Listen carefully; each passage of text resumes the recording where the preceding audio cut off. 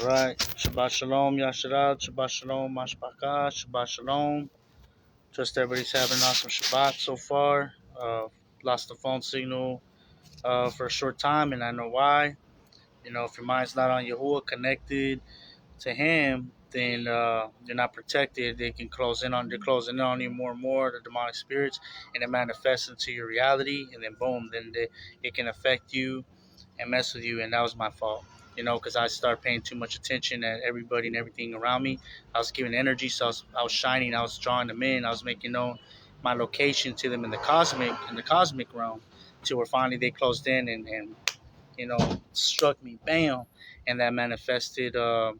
With the lady who worked here, telling me to move for a minute so she can clean the table, and that wasn't the issue. But the issue was why all of a sudden my phone lose connection. I did drop my phone, but it was still recording. I picked it up and it said still live. It wasn't until like right when I sat back down to keep going, then it went into blacked out. And so that was like, okay, that's them mocking, let me know that I didn't lose connection because I was over here because the phone fell. I lost connection. You'll see that another video. You see play to the point where the phone falls. I pick it up, put it back down, then it cuts off. It got cut off because of I was still putting my attention on the world, and the world we're at opposites, we're at odds. So it was able to attack me. She had power, she had confidence, she had energy to bam.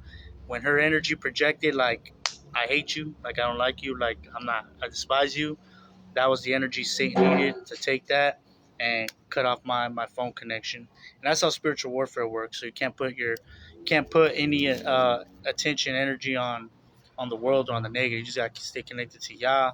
You're projecting from Shamayim above, and you're just putting the word out.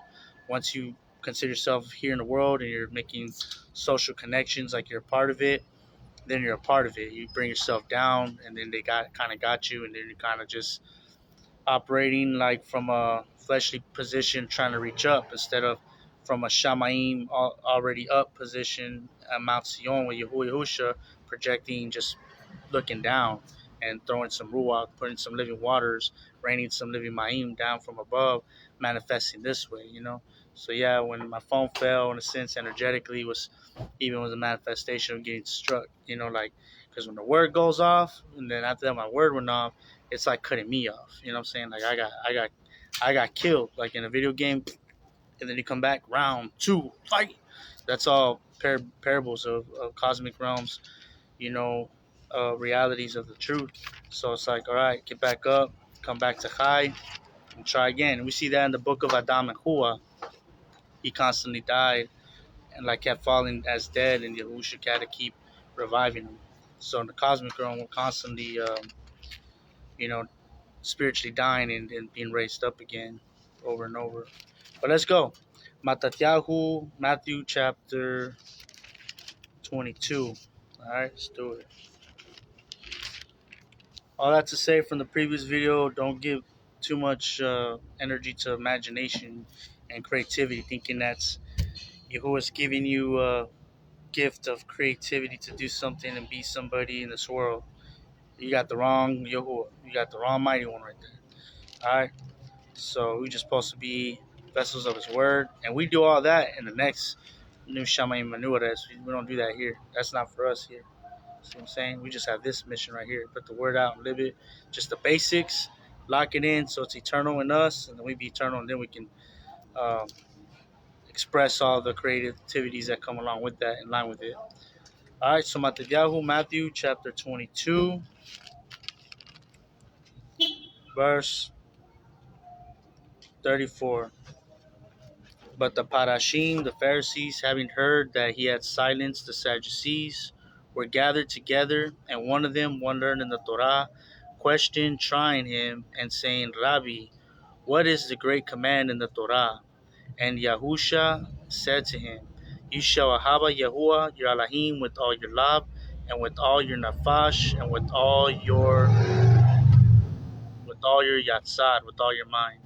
This is the first and great command, and the second is like is this: you shall have your neighbor as yourself. And the second is like you shall have your neighbor as yourself.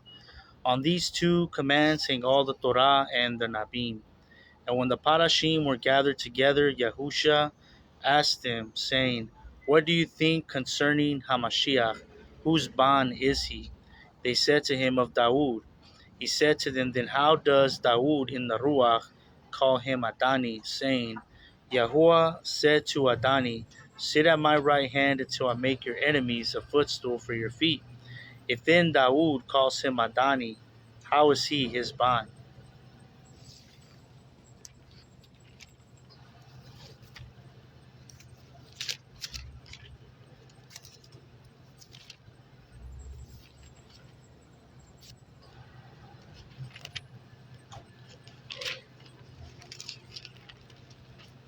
Marcos. All right, let me grab my plate.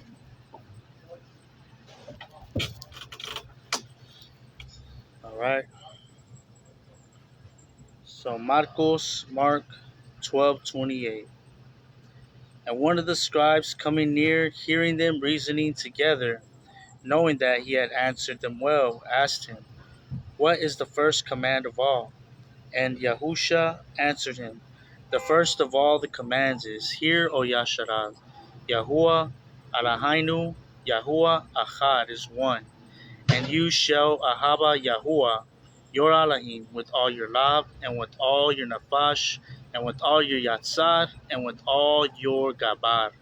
This is the first command, and the second like it is this: You shall Ahaba your neighbor as yourself. There is no other command greater than these. All right, Barak YAHUAH YAHUSHA.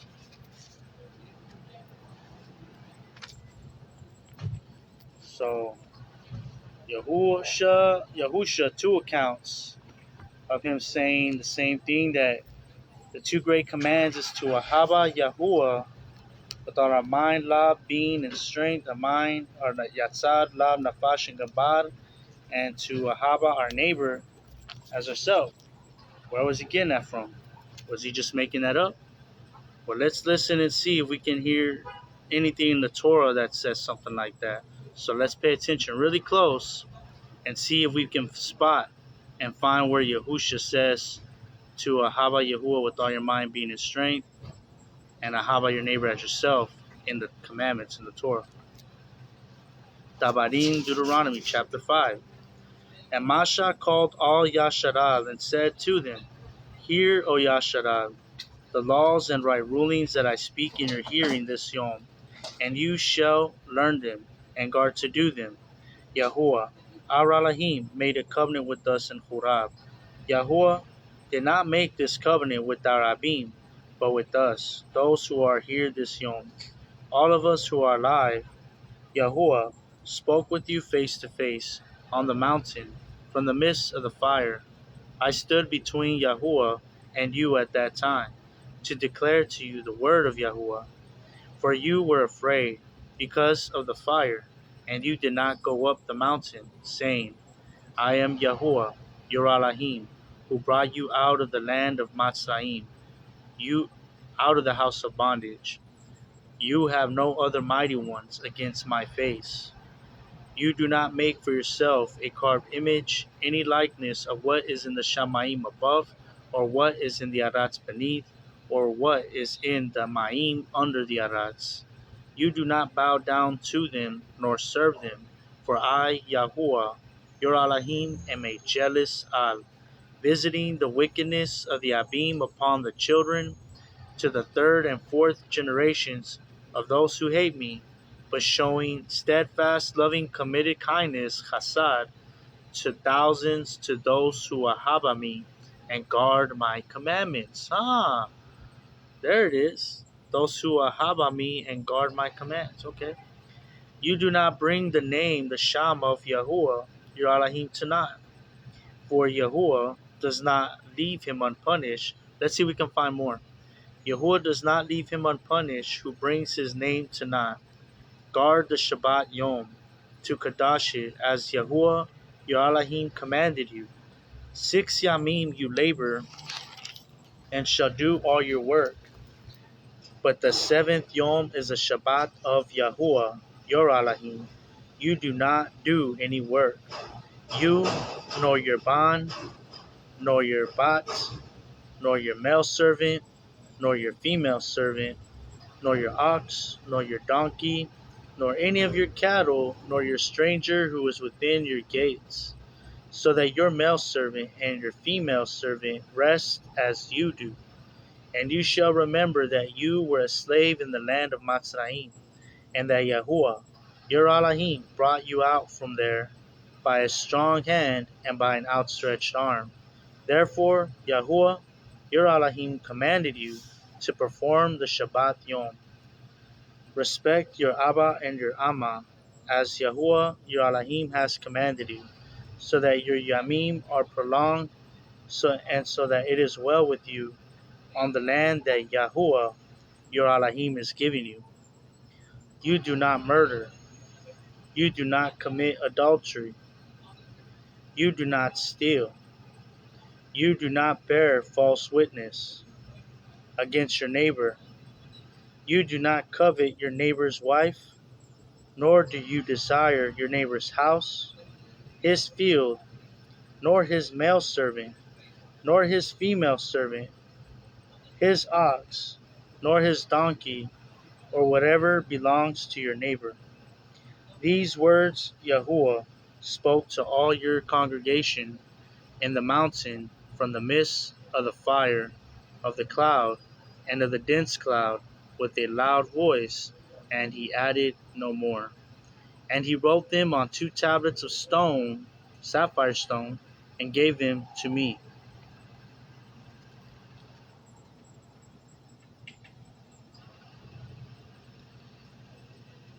Verse 28 of chapter 5. And YAHUAH heard the voice of your words when you spoke to me. And YAHUAH said to me, I have heard the voice of the words of this people that they have spoken to you. They have done well in all that they have spoken. Oh, that they had such a love in them to revere me and to guard all my commands always, so that it might be well with them and with their children forever.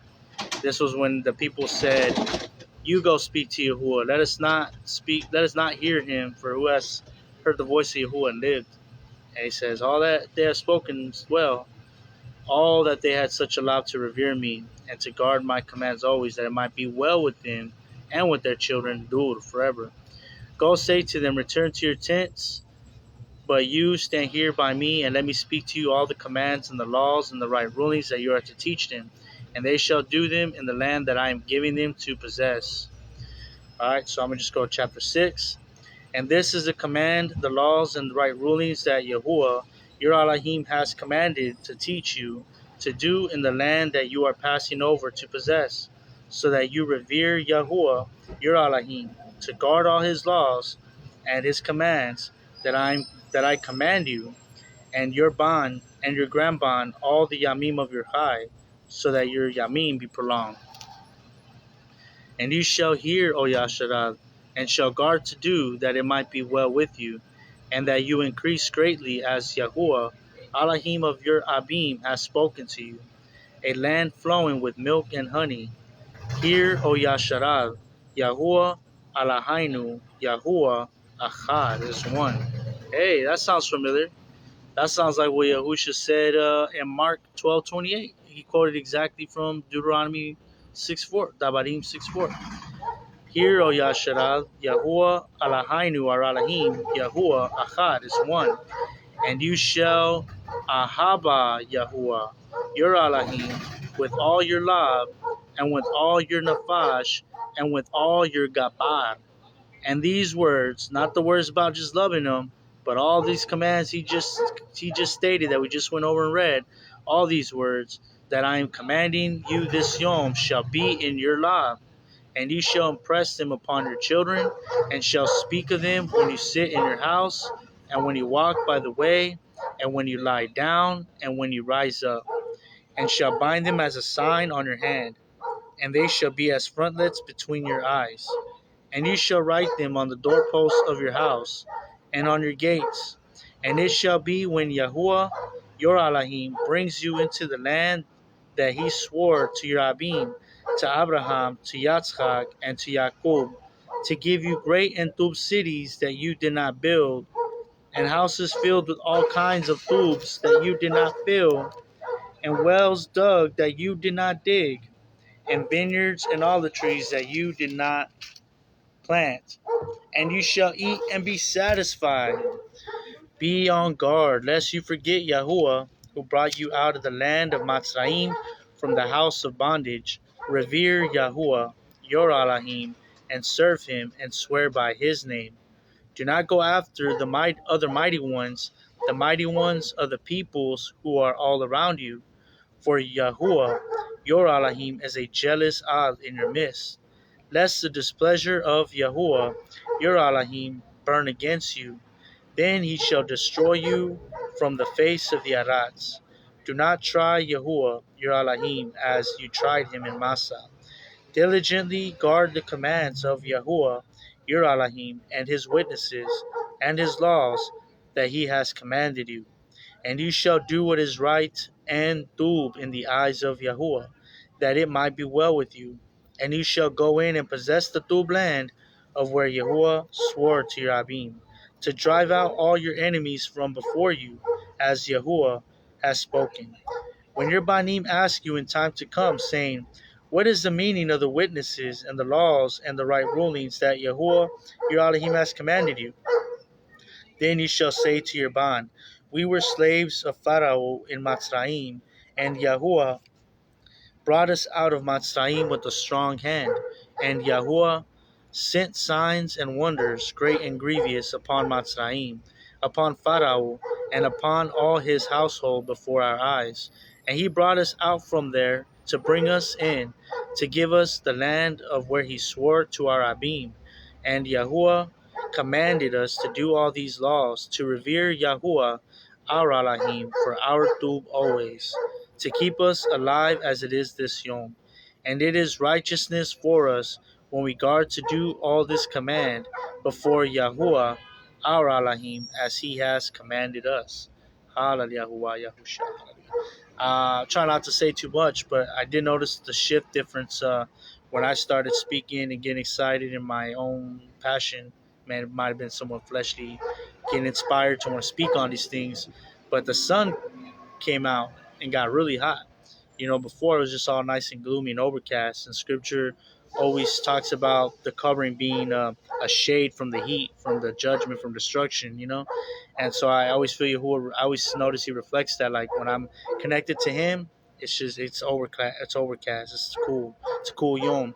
But as soon as I get out of that and just start getting stirred up in my flesh and emotion and passion, just energy. It's like it starts to bring me down out of the clouds, brings me on the earth where the sun is getting hot and beaming and already starting to burn up the earth, and when like it's starting to heat up. And so like then I just started reading, and all of a sudden it's like I felt my consciousness kind of going back up to Shamayim because I was focused on it, and it got overcast again. Not that it got overcast here, but because my consciousness was going to where it was overcast, so it's projecting this reality from what was happening where I was at up there, in that overcast realm, the Shamayim protective realm, and that it's projecting here like all of a sudden clouds come in, but it's just because you just went up there, so it projects here, but that's really where you're at. So it's as easy as it seems, but complex to only because it's hard to believe, but like Yahusha said to Naktimun, if you can't believe earthly things, how can you understand when I tell you cosmic things, Shamaim things? All right, continuing.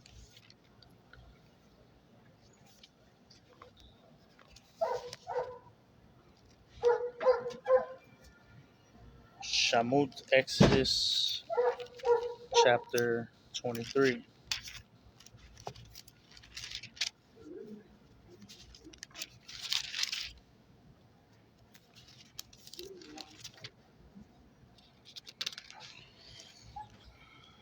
Shamut, Exodus, chapter 23. Do not bring a false report. Do not put your hand with the wicked to be a malicious witness. Do not follow a crowd to do evil. How multitude much times we see that happening when people just want to be a part of the crowd, so they'll follow the crowd to do evil. Just want to be a part of an uproar, want to be a part of something. says, "Do not follow a crowd to do evil, nor bear witness in a strife, so as to turn aside after the multitude to pervert right ruling." So don't go in favor of, in a strive just to be a malicious witness to pervert the right ruling because it's your friend. Oh, this is my friend. I gotta show support and back him up. But if you know your friend was wrong, then you shouldn't witness for them. Like, you shouldn't be for them. You should just stay out of it, maybe. But you don't put your hand to be a malicious witness to turn aside the right ruling to pervert righteousness. Again, do not follow a crowd to do evil, nor bear witness in the strife so as to turn aside after the multitude to pervert right ruling, and do not favor a poor man in his strife. When you meet your enemy's ox, in other words, don't favor a poor man in his strife just because simply he's poor. Like, don't be. What does the scripture say? Don't show partiality for the poor just because they're poor. Like, yeah, consider it, but you gotta do things right too, according to right ruling. Do not favor poor man in his strife simply because he is poor. When you meet your enemy's ox or his donkey going astray, you shall certainly return it to him. When you see the donkey of him who hates you lying under his burden, this is where we get how about your enemy? This is love your enemy. When you meet your enemy's ox or his donkey going astray, you shall certainly return it to him. When you see the donkey of him who hates you lying under its burden, you shall refrain from leaving it to him. You shall certainly help him. Do not turn aside the right ruling of your poor in his strife. So now it's saying it on the opposite end. Now because he is poor, don't judge him, don't oppress him just for being poor. Don't turn aside the right ruling of your poor in his strife. Keep yourself far from a false matter, and do not kill the innocent and the righteous, for I do not declare the wicked right. And do not take a bribe, for a bribe blinds the seen one and twists the words of the righteous. And do not oppress a sojourner, as you yourselves know the high of a sojourner, because you were a sojourner in the land of Natsarym. And for 6 years you are to sow your land, and shall gather its increase. But the 7th Shana you are to let it rest, and shall leave it. And the poor of your people shall eat it, and what they leave the beasts of the field eat. Do the same with your vineyard and your olive yard. 6 you are to do your work, and on the 7th Yom you rest, in order that your ox and your donkey might rest, and the bond of your female servant and the sojourner be refreshed. And in all that I have said to you, take heed now, and make no mention of the names of other mighty ones. No God, JC, Lord, Grace, Faith, Glory. None of that. What else? BLESS. All those are from pagan mighty ones, pagan idols. And let their names not be remembered. Let the remembrance not be heard from your mouth. Unless you're teaching it, right? You got to teach it. 3 times in the year you are to celebrate a festival to me. Guard the festival, the Chag Muad, the appointed festival of Matzah, unleavened bread. 7 Yamim you eat unleavened bread, as I commanded you, at the time appointed in the month of Abib, for in it you came out of Matzrayim. And do not appear before me empty-handed. And the Chag Moad of the harvest, that is of the first fruits of the wheat of your labors, that you have sown in the field, that is a Shabuaut. And the festival of the ingathering at the outgoing of the year, at the festival, the Chag Moad of Sakut, tabernacles, when you have gathered in the fruit of your labors from the field. These 3 times in the year all your males are to appear before the Adon YAHUAH. Do not offer the blood of my slaughtering with leavened bread, talking about the Pasach, and the fat of my festival, my Chag Moad, shall not remain until Bakar. That's also talking about the Pasach, not to let any of the Pasach, the lamb, remain until the Bakar, the rising. Bring the first of the first fruits, the Bakar, the Bakarim of your land, into the house of Yahuwah, your Elohim. Do not cook a young goat in its mother's milk. Just some people say that was a pagan practice to worship. Others just say it's just a teaching against being cruel. Be mindful that nafashim that they are living nafashim chaim. See, I am sending a malach before you to guard you in the way and to bring you into the place that I have prepared. Be on guard before him and obey his voice. Do not rebel against him, for he is not going to pardon your transgression, for my sham is in him. But if you diligently obey his voice and shall do all that I speak, then I shall be an enemy to your enemies and a distresser to those who distress you. For my malach shall go before you, and shall bring you into the Amorim, and the Chatim, and the Parazim, and the Cananim, and the Chawim, and the Yabusim, and I shall cut them off. Do not bow down to their mighty ones, nor serve them, nor do according to their works, but without fail overthrow them, and without fail break down their pillars. So that's why I'm like, man, but we're in the land of our captivity. We have to wait for Yahuwah to really give us that deliverance out of here. And you shall serve Yahuwah, your Elohim, and he shall barak your bread, your lacham, and your ma'im, and I shall remove sickness from your midst.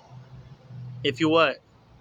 If you serve Yahuwah, your Elohim, if you without fail overthrow them and break down the pillars, maybe the idols in your own midst that you can, you know, uh, that you can break, that you can destroy the idols of your life. None shall miscarry or be barren in your land.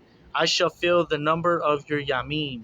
I shall send my fear before you and cause confusion among all the people to whom you come, and make all your enemies turn their backs to you. And I shall send hornets before you that shall drive out the Hawim and the Cananim and the Chatim from before you. I shall not drive them out from before you in 1 year, lest the land become a waste and the beasts of the field become too numerous for you. Little by little I shall drive them out from before you until you have increased and you inherit the land. BARAK YAHUAH YAHUSHA. So that's even parabolic too. Like little by little we're taking over the Arats. The reign of Yahuwah is manifesting and projecting his right rulings in the Arats little by little until we inherit the land or the Shamaim and the Arats. Praise Yah, the Arats for sure. Praise Yah. All right. Let us go to Uyakra chapter 19. Gonna start at verse, from the top. And Yahuwah spoke to Masha, saying, Speak to all the congregation of the children of Yasharal, and say to them, Be Kadash, be dedicated and specially separated for Yahuwah. For I, Yahuwah, your Elohim, am Kadash. Each one of you should revere his Amma and his Abba, and guard my Shabbatut, my Sabbaths. I am Yahuwah, your Elohim. Do not turn to idols, and do not make for yourselves molded mighty ones. I am Yahuwah, your Elohim. And when you bring a shalom offering to Yahuwah, bring it for your acceptance. It is eaten the same yom you slaughtered it, and on the next yom, and that what is left on the third yom is burned with fire. So if it is eaten at all on the third yom, it is abominable, it is not accepted. And he who eats it bears his wickedness, because he has profaned the Kadash offering of Yahuwah. So that's saying right there, if you make a shalom offering, a special offering, a slaughtering, a meal through a meal offering, then that's only due for 2 yamim. On the third yom, by before the third yom, you got discard it, burn it, throw it away, eliminate it. So if it is eaten at all on the third yom, it is abominable, it is not accepted, and he who eats it bears his wickedness, because he has profaned the Kadash offering of Yahuwah. That can be like a Shabbat meal, like when you make a meal for Shabbat, special meal. You can't save it for the third, fourth, fifth day because you made it on Shabbat. And we might think that backwards. Oh, it's a special meal. I want it to last. It's the opposite. He says you get rid of it before the third yom, you know. And when you reap the harvest, again, he bears wickedness because he has profaned the Kadash offering of Yahuwah, and that being shall be cut off from his people. And when you reap the harvest of your land, do not completely reap the corners of your field, or gather the gleanings of your harvest. And do not glean your vineyard, or gather every grape of your vineyard. Leave them for the poor and the stranger. I am Yahuwah, your Elohim. Do not steal, do not lie, do not deceive one another, and do not swear falsely by my name, and so profane the name of your Elohim. I am Yahuwah. Do not oppress your neighbor, and do not rob the wages of him who is hired. It is not to remain with you all night until Baka. If you owe somebody, pay them back immediately. Do not curse the deaf or put a stumbling block before the blind. Forgive me for that, yeah. That was a worldly expression. That's another point to make too. Like, careful, don't get too impulsive in mimicking movie quotes or just quote anything from the world. Belongs to them. Do not touch the unclean thing, and that's also like a form of witchcraft. It invokes a power, worldly nature, and all kinds of things. Do not oppress your neighbor, and do not rob the wages of him who is hired. It is not to remain with you all night until Bakar. Do not curse the deaf or put a stumbling block before the blind, but revere your Elohim. I am Yahuwah. In fact, if you want to do something like that, then just be original. Make up your own thing according to the word of Yahuwah. Be inspired in the moment. When I was younger, man, I used to be really something else. I was out there, and but it was all my own things too. So praise Yah. Yahuwah's giving me an inclination, like, be more like that. And yesterday when I was talking about being more like Pac, for those who are like, what? You want us to be all like Pac? Well, it's an idiom for like the world street culture, like be gangster with it. What, you want us to be gangsters? Like, well, that's an idiom for in a scriptural context. The synonym would be valiant, be zealous and valiant. That's what the idiom, being gangster with it means. It means that you're being zealously valiant for the truth. That's what I mean. So if for y'all who wanna get on those idioms, who not understanding, because I don't think Yahuwah is limited to not being able to use world idioms to speak to us or for the people in the world culture to understand. I don't think he's gonna limit using worldly idioms for them, and so yeah, be be zealously valiant for his truth, and that is what I meant by you gotta be like Pac, you gotta be gangster with it. All right, be zealously valiant. All right, continuing. Do not oppress your neighbor. All right, read that. And do not rob the wages of him who is hired, is not to remain with you all night until Bakat. Do not curse the deaf or put a stumbling block before the blind. Meaning, don't curse. Don't, they say, man, are you deaf? I told you 5 times how to do that. How you still? That's the deaf. Don't curse him. He's a little hard of understanding, maybe not hearing literally, maybe a little bit, but understanding. He's spiritually deaf. Or put a stumbling block before the blind. Dude, what? How did you not see that? It's right there. As they say, if it was a snake, it would have bit you. Like, do not curse the deaf or put a stumbling block before the blind, but revere Yalahim. I am Yahuwah. Show compassion so that you come down to their level, and that's going to help balance you out. So you're not thinking you're so smart, better than everybody, and everybody's so dumb. You're going to instead be like, wow, praise Yah. He gave me a little something extra so I can help meet them where they are and help them come up a little more. Just keep things balanced. So it's all right. You can just watch. You can just listen. Do not do no unrighteousness and right ruling. Do not curse the deaf or put a stumbling block before the blind, but revere your Elohim. I am Yahuwah. Do no unrighteousness and right ruling. Do not be partial to the poor or favor the face of the great, but rightly rule your neighbor in righteousness. Do not go slandering among your people. Do not stand against the blood of your neighbor. I am Yahuwah. Do not hate your your brother, in your lab. Reprove your neighbor, correct your neighbor for certain. There it is. So those of you like, we can't be judging or whatever. It says reprove your neighbor. Oh, reprove your neighbor in love. Yeah, I love him. That's why I'm being hard on him, because I love him. You know, that's what coaches do, right? That's what big brothers do, right? Reprove your neighbor and love. I'm not doing that out of condemnation. I don't hate them.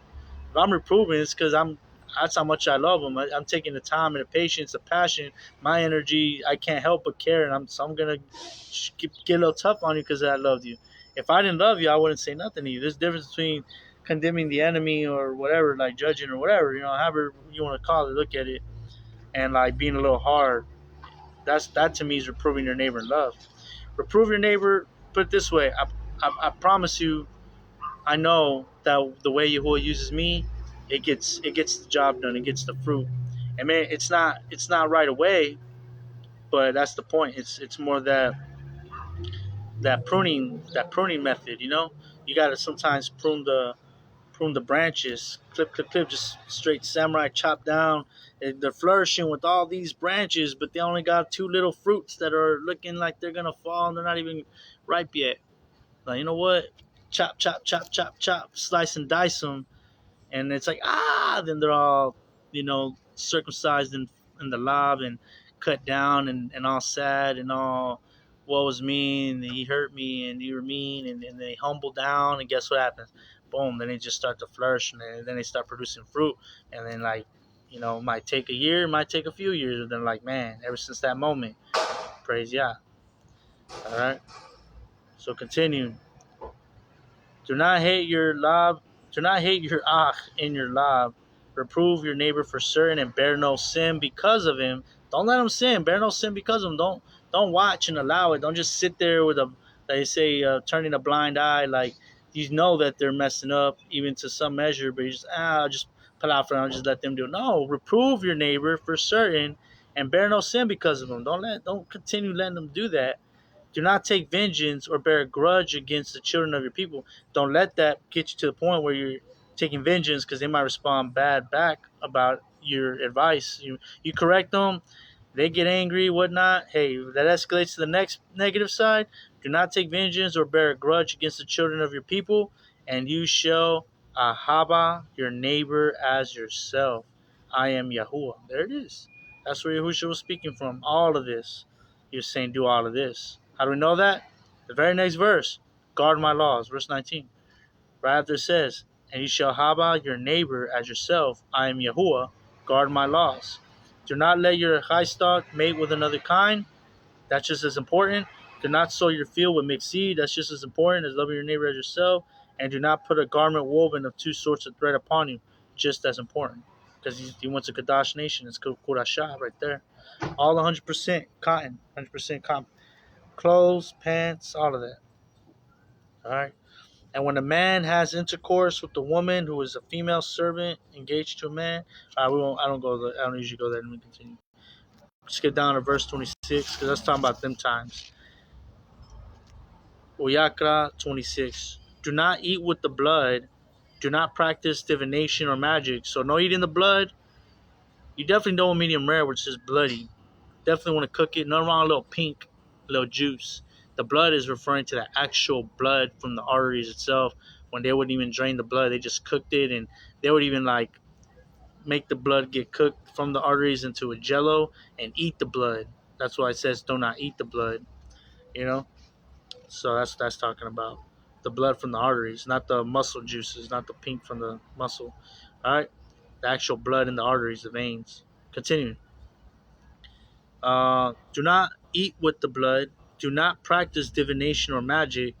Do not round the corners of your head. Don't be cutting into it, lining it up. That lining up method, that's cutting the corners of your head, because it scars into your lining. It's like moving the boundary line type of thing. It's like cropping it. It's like changing the image of who it gave you. It's not being natural. So that's what it's talking about. Do not round the corner of your head, nor destroy the corner of your beard. Not the edge, or not the end of it, the edge, like the lining. Don't cut into it, line it up, make lines with the razor, cutting into it, because it scars. And we know that's the context, because then it says, and do not make any cuttings into your flesh. Same context for the dead. Nor put tattoo marks on you. I am Yahuwah.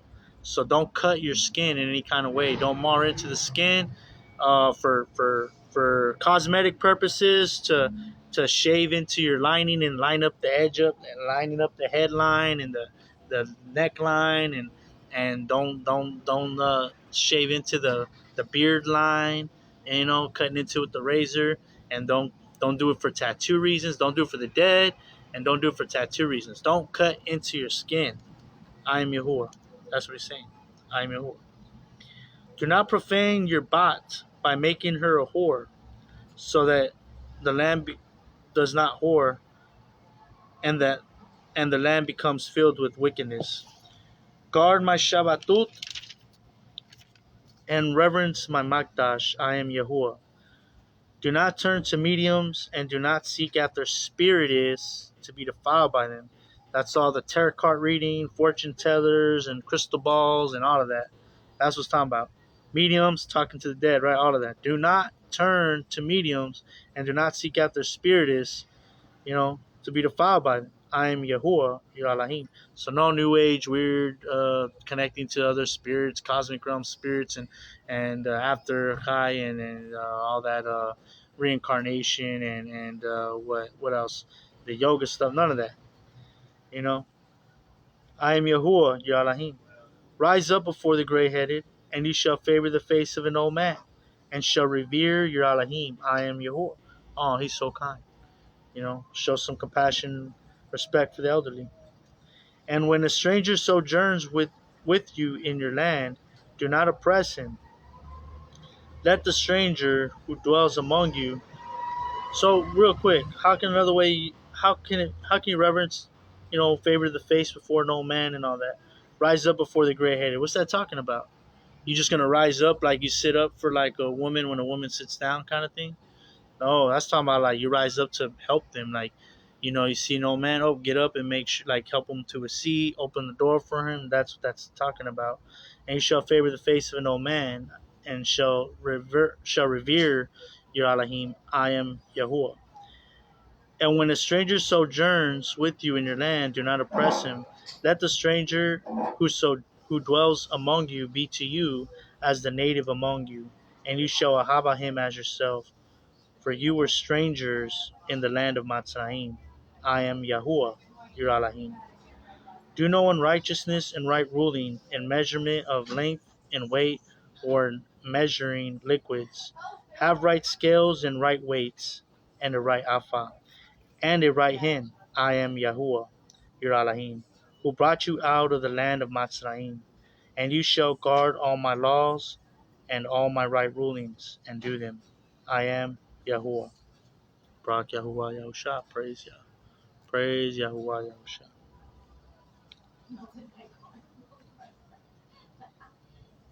Halal YAHUAH YAHUSHA. Hallelujah.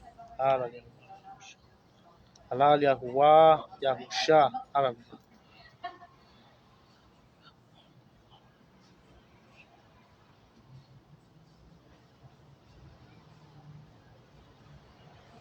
Right? So what else? Let's go now to Dabarim,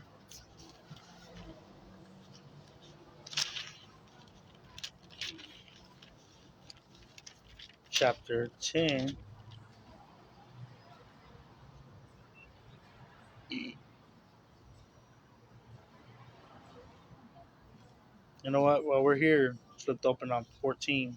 It's been on my mind too. Yesterday, the Malak that came by said, "Hey man, I'm just trying to be a child of Yah." And then my daily reads that I do at week Shabat reads, because I don't do it daily all the time, but I try. But it was on Dabarim chapter 14, and it says, "You are the children of Yahuwah, your Elohim."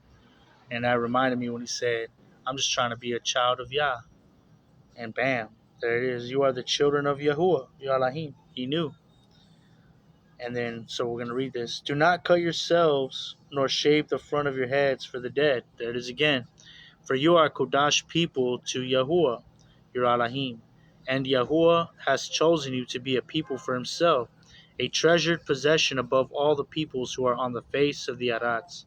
Do not eat whatever is abominable. These are the living creatures that you do eat: ox, sheep, and goat, deer, and gazelle, and roebuck, and wild goat and mountain goat and antelope and mountain sheep. Now, does that mean that's the only things you can eat? No, it's giving you a general idea so you can understand that all these have this in common. But of those, or every beast, sorry, and every beast that has a split hoof divided in two, chewing the cud, among the beasts you do eat. So it doesn't say buffalo in here, but buffalo has a split hoof and chews the cud. So that goes in line with this.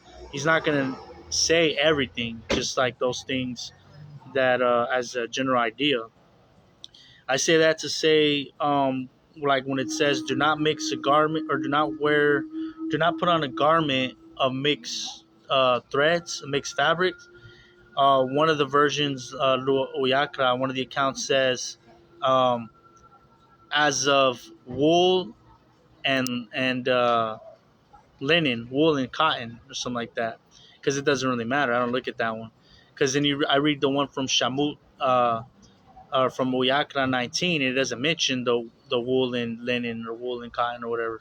It just says don't put a mixed garment of mixed fabric upon you. That's any mixed fabrics, because people say, oh, it just can't be wool and linen, but you they say that as a way out to want to buy those nice skinny jeans that are like, you know, 60%, 90%, cotton and 10% spandex and whatnot and all these different things to like, because they know they had to buy straight 100% cotton. They're just gonna look like straight Joe Schmo, simple guy. Like just straight normal jeans, like nothing fancy. Praise Yah, your skin is covered. It got the job done. It's 100% cotton from top to bottom. That's all that matters. Because he says don't mix it with any kind. Because even the example says don't put on a garment of mixed fabrics such as wool and linen. It's giving you an idea. Like, for example, in other words, you could say, for example, like wool and linen, like wool and cotton. Not that those are the only two you can't mix. And that's what it's doing exactly here with the animals. If you're gonna use that same logic with the thread, it's just talking about wool and cotton or wool and linen because it mentioned it, then you're gonna apply this here too with the animals. That means you just can only eat ox, sheep, and goat and deer and gazelle and roebuck and wild. Where are you gonna find all that? Wild goat and mountain goat and antelope and mountain sheep. Where are you gonna find all that? You know. But it says, and all beasts, not just those, that has a split hoof divided in two, chewing the cud among the beasts you do eat. So buffalo, you can have buffalo. But we're also trying to go maybe a more vegetarian route. But of those chewing the cud or those having a split hoof completely divided, you do not eat. Such as these, here, there it is, such as these, the examples, the camel and the hare and the rabbit. For they chew the cud, but do not have a split hoof. They are unclean for you. Now, I've seen people ask, what about them having a split hoof and chewing the cud makes them clean? Nothing necessarily makes them clean for that reason, but Yahuwah put those there as the identifying markers that they're either clean or unclean. It has nothing to do with there's some special that the split hoof does that makes them clean and that they eat cud. No, it's that how they operate, to know if they're clean or not. Yahuwah created them by design to have a split hoof and only chew the cud. They're through to eat, they're through to go. But if they're not just chewing the cud, because they can have a split hoof, don't eat it because that's like the pig. They eat whatever, and you're gonna eat all the toxins, get them worms. Every beast has a split hoof divided in two, chewing the cud among the beasts you eat. But those chewing the cud of those having a split hoof completely divided, you do not eat, such as these: the camel, the hare, and the rabbit. For they chew the cud, but do not have a split hoof. They are unclean for you. And the pig is unclean for you, because it has a split hoof, but does not only just chew the cud, it eats anything. You do not eat their flesh or touch their dead carcasses. These you do, but these you do eat of all that are in the ma'im. So right here, you do not touch the flesh of a pig or touch their dead carcasses. And that could be a living pig. You do not eat their flesh. Sorry, I thought I said touch. You do not eat their flesh. Okay, that's different. You won't eat that thing walking around. Or touch their dead carcasses. These you do eat of all that are in the ma'im. All that have fins and scales you do eat. And whatever does not have fins and scales you do not eat. It is unclean for you. Catfish has fins, but guess what? Doesn't have scales. Why?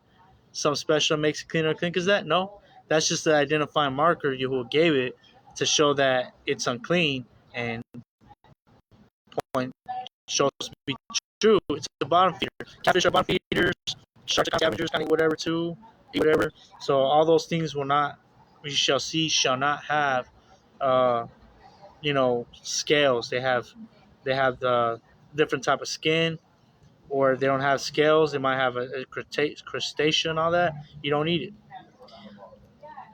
But the scripture is perfect because the math adds up. It gives you just there's no errors in the things it's telling you. They all add up. It's given so specifically, so you know divinely inspired. These you do eat of all that are in the ma'im, all that have fins and scales you do eat, and whatever does not have fins and scales you do not eat. It is unclean for you. So that again is like the catfish and the shark and the crab and the lobster and whatnot, shrimp. And any clean bird you do eat, but these you do not eat. The eagle and the vulture and the black vulture and the red kite and the falcon and the buzzard after their kinds, and every raven after its kind, and the ostrich and the nighthawk and the seagull and the hawk after their kinds, the little owl and the great owl and the white owl and the pelican and the carrion vulture and the fisher owl and the stork and the heron after its kind, and the hoopoe and the bat. So it didn't even get too many of the clean animals. But notice all these animals. Guess what? You don't see the day-to-day people eating. You don't see Americans people out here eating seagulls and the hawk and the little owl. Why? Because they know it's unclean. There's a little bit of a human nature, but the pig is the same thing. They just chose to. That sin just tastes too sweet. To not eat it. But they're all unclean. What all these birds have in common is they're all uh, predators or scavengers. They eat dead things. They eat anything. Little birds, you'll see them picking at, throw up and all kinds of nasty things, crap off the ground like their own crap. And that's how you know birds, like the little birds, are unclean. So you'll know they're clean because not following all the examples of chewing the cud. You got like the dove, right? The doves and the those type of birds only eat like grass, like they pluck little leaves and stuff, the seeds and whatnot. They eat the little seeds on the plants. The doves and the pigeons. I don't ever see the pigeons eating people's throw up. They want some bread. They want cookies. They want crumbs. They'll eat some crumbs. They'll eat what we eat, like some food, but they won't eat like crap. You know what I'm saying? The pigeons. And what else? The pheasant, or all the little birds, but they're all clean to eat. So yeah, but all these other birds, all these other animals are all scavengers and predators. So, and every creature that flies is unclean for you. They are not eaten. So any creepy creature that flies is unclean for you. They are not eaten. Any clean bird you do eat. It doesn't name specifically what ones, but human logic will tell you. Like the pigeon and the what do you call it? The dove and the chicken and stuff. The chicken is clean. Any clean bird you do eat. Do not eat whatever dies of itself. Give it to the stranger who is within your gates to eat it, or sell it to a foreigner. So there, Yahuwah makes a separation. Like we're to be to a higher standard. It may not be necessarily for them. If they're not trying to be part of this covenant, well, here you can have the leftovers. You can have this thing, that thing died, whatever. They like to eat the pig anyways. Do not eat whatever dies of itself. Give it to the stranger who is within your gates to eat it, or sell it to a foreigner. Because I used to have this idea that like the entire world had to do this. So I used to be like, you're sinning, you're eating bacon. It's like, they're not haven't even agreed to be in covenant to walk out the Torah, the universal law of eternity of Yahuwah and Yahusha, then it don't apply to them. It's not for them. They have to at least make that decision first before you can even get them to make the decision about food. So just leave them to their vices. And why? Because it says, um, for you are Kodash people to Yahuwah, your Elohim. You're dedicated to him. You're his personal coffee cup. You're his personal mug. You're Yah's personal mug. That's what it's saying. Ain't that awesome? So for the foreigner, do not eat whatever dies of itself. Give it to the stranger who is within your gates to eat it, or sell it to a foreigner. For you are a Kadash people to Yahuwah, your Elohim. Do not cook a young goat in its mother's milk. You are a Kadash people to Yahuwah, your Elohim. You don't eat it, for you are a Kadash people to Yahuwah, your Elohim. It's only for you. Do not cook a young goat in its mother's milk. You shall tithe without fail all the yield of your grain that the field brings forth year by year. What? The tithe's still here. But you say it's talking about the grain. Okay, we're going to see it get transferred monetarily. Let's break that down real quick. And you shall eat before Yahuwah, your Elohim, in the place where he chooses to make his name dwell. The tithe of your grain and your new wine and your oil and of the firstlings of your herds and your sheep, so that you learn to revere Yahuwah, your Elohim, always. Y'all need to learn to revere Yahuwah. You know, I'll tell you this. I don't care what job I was working. I don't care how much I was making, barely getting by. If it was breaking me paying the rent, paying my phone because I had a tithe, so be it. I tithed the first thing. That was the first thing I did. Once that check came through, I went to hallelujahscriptures.com. That's what I went to. I really support their ministry. I really believe in that movement. So I would tie to them, getting my tithe without fail every time, whatever income I had, every time, no exception. I'd go out the way to make sure that I gave my tithe to ministry I trusted in, and so I think that's what who unplugged me too. He's like, I already see you're gonna tithe no matter where you go, no matter what you do. If you're earning, you're learning, you're tithing. I don't know the right word. If you're earning, you're because tithing helps. You tithe and then you learn out of that. Build your relationship with Yahuwah. Yahuwah teaches you something. It's almost like in the Ruach. It goes with it's almost like that tithe is going to pay for another class for Yahuwah in the dojo. Yeah, I said by the Ruach. I know it because when I said that, I had this broad thought in a split second and a blink of an eye. I was like, you tithe, you're gonna get something out of it from Yahuwah, so you're gonna learn. If you're earning, you're learning. You're earning, you're tithing. So when you give that tithe up to Yahuwah, he's like, all right, I see you gave me something. I'm gonna give you something. It goes back. It goes hand in hand. He gives you, you get to him, he gives back to you. You draw close to him, he draw close to you.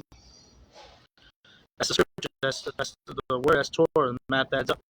You shall tithe without fail all the yield of grain that the field brings forth year by year. They read that, and so that you learn to revere Yahuwah, your Elohim, always. It's going to keep you in check. You're going to learn that lesson because, like we just said, you're going to be in positions where you might not be. You don't think you're going to be able to afford to tithe. No, you can't afford not to tithe. You know what I'm saying? Because Yahuwah is always going to provide. Even if you gotta lose that thing, you might not come through. That might be the test.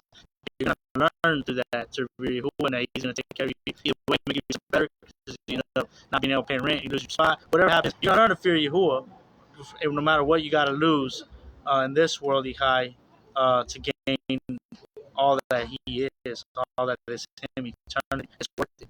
Crazy. Some of y'all have been through that. Some of y'all learned that. Y'all been in positions. We just got this house last year. Like, no, we tithe. We're not going to be able to pay the rent. I'm just going to pay the rent and plead the blood of YAHUSHA to cover. Forgive me. I couldn't tithe this month because I had to pay my rent first, but I'll give it back when I get the next thing.